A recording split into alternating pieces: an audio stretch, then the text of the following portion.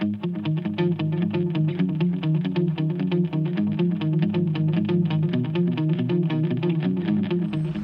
I'm back at Glasgow, and tonight is the night we are seeing Slayer, Lamb of God and Anthrax. So the door's just opened. That was a bit of a tight time schedule today, but we're going to head over to Hydro a bit, maybe get a little drink first, we'll see. So see you in a minute.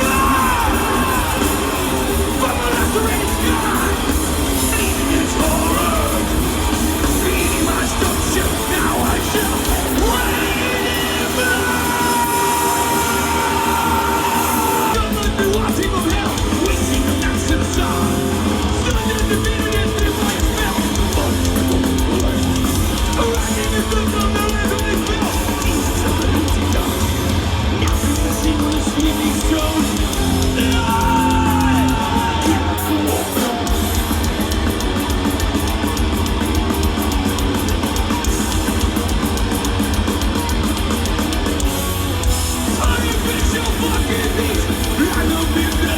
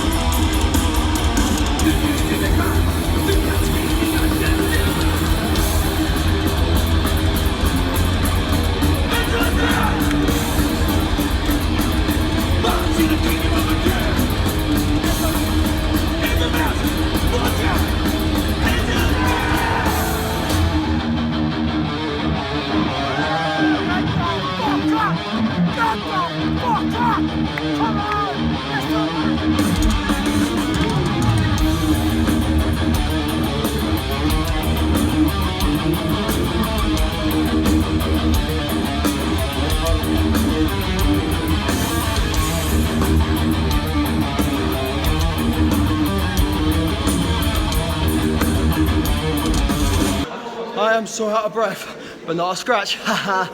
Anyway, full review when we get in. So, back in, what can I say? What a night. Anyway, but first of all, I want to get started off on the crowd intensity was nowhere near what I thought it was going to be. Like, so for Slayer, I thought it was going to be a level 5 out of 5 crowd intensity guaranteed. Not really. For that, I'd give it more a 4.5. And for what, I'm going to get onto in a minute. But let's start off with the first band that we saw. So, Anthrax. Automatically, I knew it was going to be a good gig, but more than anything, Anthrax completely succeeded my expectations. I'll tell you why. When I started, I literally arrived as soon as they came on, like to the point when, as soon as they played Number of the Beast over the speakers, I thought, holy shit, this is going to be good. And they didn't disappoint at all. A full blast over speakers, as soon as the lights went down. Cowboys from Hell by Pantera, which they opened with as they walked on stage. I could not have asked for better. And then as soon as they got into the set, just everything about it was fantastic. And it's funny, like I wasn't expecting their crowd intensity to be that much compared to what Slayer and Lamb of God were going to be, because I knew from their reputations that I thought their crowds were going to be batshit mental. In some ways they were, but anyway, Anthrax still. So basically, like there was a mosh pit where I was standing, some guys headbanging where I was standing, which I thought was pretty cool. But it was actually funny. During the last song, Indians, they stopped right in the middle of it, and Scott Ian now. I've known Scott Ian for a while, and to have seen tonight, like I knew he was going to be good as well, but again, completely succeeded my expectations, and this is the reason why. Basically, he just stopped right in the middle of the song and just went, okay, we've stopped just because, not because somebody's about to get hurt. It's because nobody's going hard enough. And I thought, oh my God, this is going to go off. And just the power he had over the audience was phenomenal. Like to the point he got everyone upstairs standing up, and then literally everybody on the floor dancing away and going absolutely apeshit. It was unbelievable. So that made a good start to the night. And there are other songs that they did, Caught in a Marsh, their cover of Antisocial, and so the other songs that were fantastic as well. So you know what they are. And then let's get on to the next band, Lamb of God. So, again, as I mentioned earlier in the vlog, I'd seen Lamb of God 4 years ago in the academy, and from everything I'd seen online about them, all the stories I read, back then and tonight as well, I thought their crowd was going to be batshit crazy, and everybody just kicking the shit out of each other. Not quite. So, yeah, there was a mosh pit and everybody was going for it. Now, to anybody who was in the mosh pit more, I wasn't in it for too many songs throughout the night, but please correct me if I'm wrong. So, yeah, everybody was going to mosh pits and stuff, but I only went in for Redneck. And then for Redneck now, see, even when circle pits, especially at metal gigs, I expect everybody to be elbowing and literally bashing each other out of the way when it comes to circle pits. Not really tonight. Everybody was just going around just like dancing like, hey, but be honest though, there wasn't many people moving about stuff because we were all crammed in. It wasn't much space to move, but overall it was really, really good. I really enjoyed it, and some of the songs they did, they were really good. So always a tight live band to see. So if you like Lamb of God, please check them out. And then onto the main event, Slayer. Now, again, from what I heard, Slayer's reputation. Now, I'd heard of various stories from some people saying that this band, Slayer, because they've got songs like Rain in Blood, stuff like that, and a lot of their imagery and stuff, I was expecting full-on everyone kicking the shit out of each other, and I myself was expecting the biggest doing ever. Not quite, again, and I'll explain why. Like, again, there was bits in that, and to be honest, I didn't really see anybody cut. Now, to be honest, I did see people with a couple of cuts and bruises and stuff during after Anthrax's set, but for the rest of the night, I was like, wow, everybody looks painful, looks kind of surprisingly untouched. But anyway, so I waited for a bit. I kind of got in the pits a little bit during the earlier part of the set, but for the last 3 songs, Rain in Blood, Chemical Warfare, Angel of Death, I didn't hold back in the slightest. Rain in Blood was a little bit anticlimactic for me because, yeah, when we all started marching towards the front, everybody where I was standing just fell down. We had to pick them all back up. It was horrible. So, and I've commended everybody around us for helping us. Really good teamwork for helping everybody get back up and stuff. That's a good thing about metal gigs and more like gigs where everybody's more experienced and more mature, especially for metal crowds, because it's like biker family, stuff like that. Like everybody knows what they're doing. Like everybody is more experienced and stuff like that. So that's why my metal gigs in many, many ways And it's a bit like the difference between like download and transmit. Download where everybody like compared to the type of music they've got, hard rock, heavy metal, it is much more family friendly because, you know, like everybody's there to have a good time. Everybody appreciates good music and stuff. Where transmit's a lot more younger folk. But anyway, I'll do a video about that the other time. I'm rambling a bit. So back on the Slayer, Chemical Warfare, that was a good song. However, there was a break just between Chemical Warfare and Angel of Death, and automatically I thought, oh my god, this is not going to be good. Now, to anybody who was around me or saw me during this time, during Angel of Death, I'm going to offer a full apology to anybody who I went slightly over the top at. Like, it wasn't intentional. I was just letting off steam that was building up for a very long time. But I think everybody is, in a way. Like, that's the whole point of moshing and stuff. Again, it was just an unbelievable finish to the show, and a terrific tribute to Jeff Hanneman, because he's the one who wrote this song. And there was a lot of controversy when Slayer first came out. A lot of Slayer fans will know the story, but basically he wrote the lyrics to Angel of Death based on this book he was reading about the Nazis, and originally they got in serious trouble from their record label because they didn't want to put the record out because they thought they were Nazi sympathisers because of that song. No, it was not. If you listen to Motorhead, who mentioned the big four, so that's Anthrax, Slayer, Megadeth and Metallica, if anybody doesn't know, they were all influenced by Motorhead, and Motorhead's Lemmy, they got in a similar trouble for having all his Nazi memorabilia, but he just had an interest in it. Same with Jeff Hanneman, he wasn't like pro-Nazi or anything like that. The whole point, a lot of metal shows and stuff like that, he was dead set against it. And Slayer have been accused of being Nazis over the year, but it's a whole load of bullshit anyway. Like, look, Tom Araya, he's bloody Chilean, so of course they're not. So, that's that for tonight. And our next gig will be just under 2 weeks, Bring Me the Horizon. So, stay tuned for that, and I'll see you guys then.